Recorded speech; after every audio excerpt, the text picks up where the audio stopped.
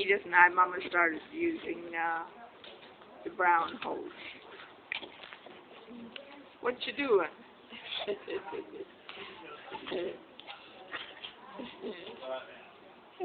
What grade are you in at school? Also, yeah. School's fun, isn't it? I like school too. Hi, bright eyes.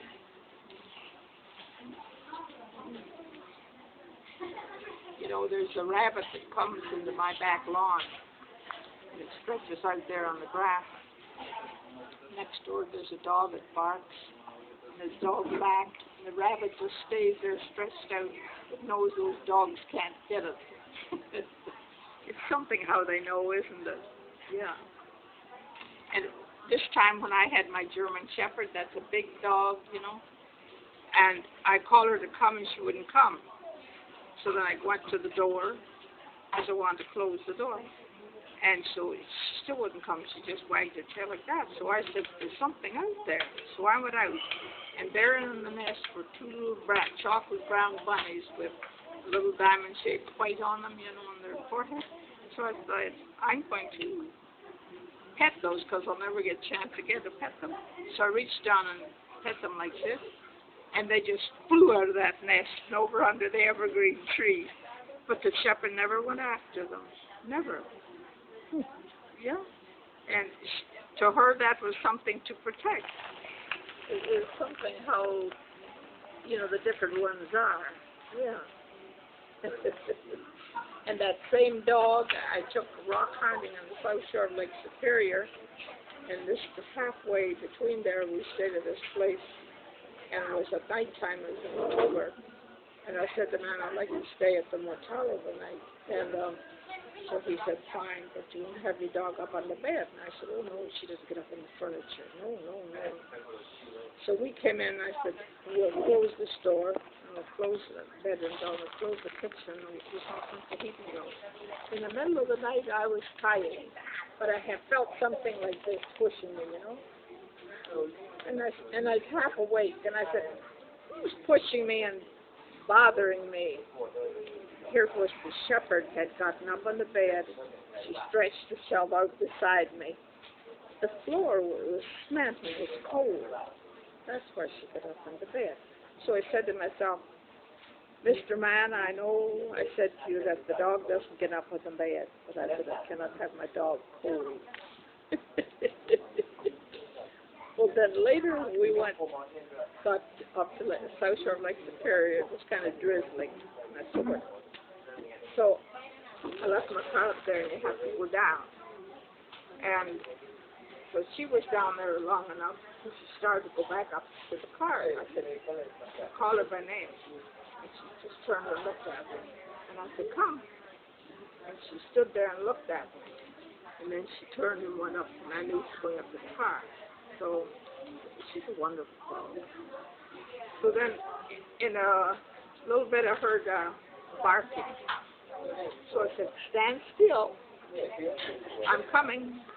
So I came, and here was a man and a woman. They were at rock hounding. Here was my car, and the shepherd was in between. And the man was very upset with me. And he says, your dog's supposed to be on a leash. I said, I didn't think anybody would be crazy enough in this kind of weather to be out rock hunting except myself. So he said to me, your dog is supposed to be on a leash, which is the law. And I said, look, sir, this dog I have brought for my own safety. He said, that's the reason why I have this dog. And I said, otherwise, if it was safe, that's safe for me to come alone, I wouldn't even have brought the dogs. I said, she's not happy being here. But so he didn't say anything more to me. But she was a wonderful Dutch shepherd. I hated to have it when her life was ended, you know. Yeah. Then she used to, the sparrows, there used to be lots of sparrows. And they would come and sit on the wires on it. This looked like little gray pearls. And then she would come out and bark at them. and they would fly around the yard, perimeter of the yard like that. She'd follow them and bark. Well, then that was okay. But then in the winter time came, when the other birds came to the feeding station, she'd lie there in front of the patio door and you'd hear her growling. Because those weren't sparrows, those other birds, they had no business there. So I had to teach her that was all right for those birds to be there. She got used to that too. But oh yeah. But the one night I was going to work, I'll never forget. She was about 6 months old, and I had come into the living room to watch something on the television, and I brought my white hose with me. So the patio door was partly open, so she could get out before I left. And she grabbed the one sock and was flying out the door, and it just screaming behind me. So I yelled at her, but she kept on going. And usually when I tell her stay, she comes. So then I went to the door eventually, and I said to her, I need that sock, come. So she came flying into the house with it and right back to where she picked up and dropped. So it's the only white hose I had, and I thought, well, I hope there's no runs in it, because I don't have another one. There weren't any runs in it at all. Her big old teeth, she hadn't done any harm to. But she was a wonderful pet. Yeah. But pets are fun. Pets are a lot of fun.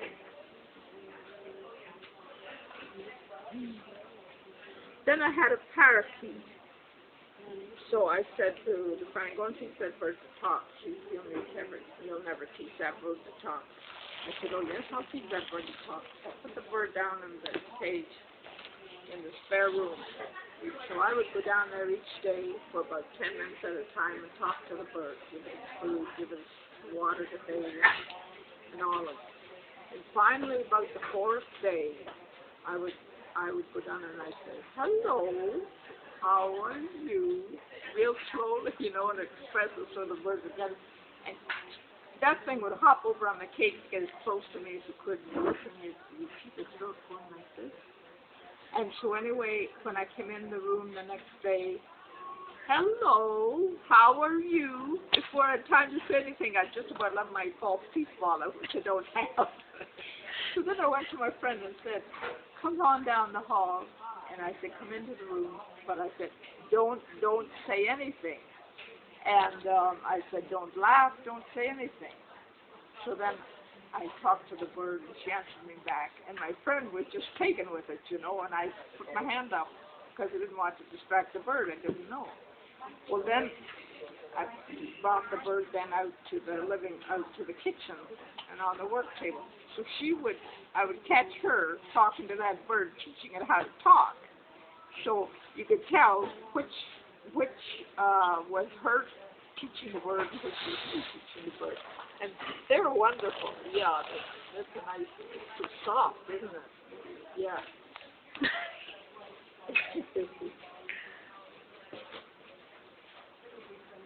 Let's see. Well, is that, are they washable? Sure they must be.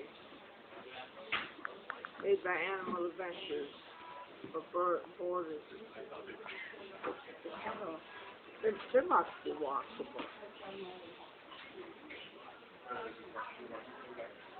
However, take the ribbon off so that, do it separately. Pretty ribbon.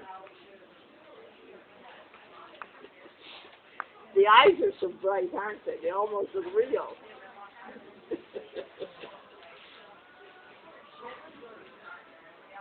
Yeah. Honey, you can come home with me.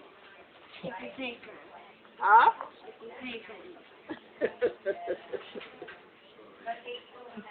Stand your ears up. There we go. There's some wires inside there so that you can bend them whichever way you want.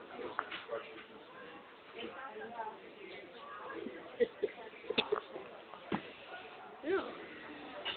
These wires.